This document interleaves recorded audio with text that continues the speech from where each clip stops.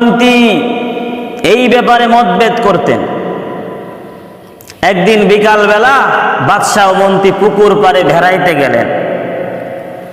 বাদশাহ মন্ত্রীকে বললেন, মন্ত্রী মিয়া, আচ্ছা বলেন তো এই পুকুরের মধ্যে কত গ্লাস পানি আছে?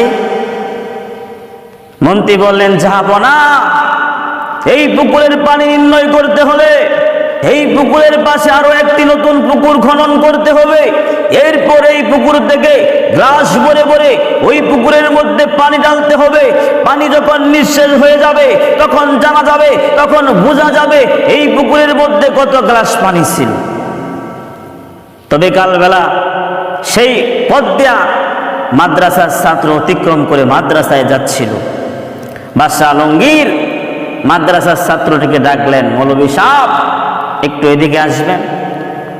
মাদ্রাসার ছাত্রটি যখন আসলো, বাদশাহ আলমগীর এবার মাদ্রাসার ছাত্রটিকে বললেন, মৌলভী মিয়া, আপনি কি বলতে পারেন এই পুকুরের মধ্যে কত গ্লাস পানি আছে?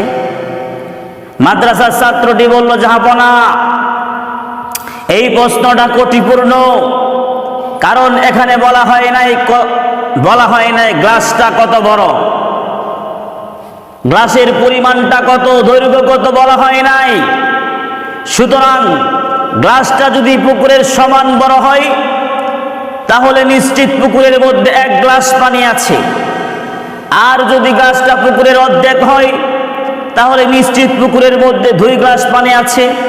সুতরাং গ্লাস ও পুকুরের আনুপাতিক হিসাব করে দেখে নিন পুকুরের মধ্যে কত গ্লাস পানি আছে।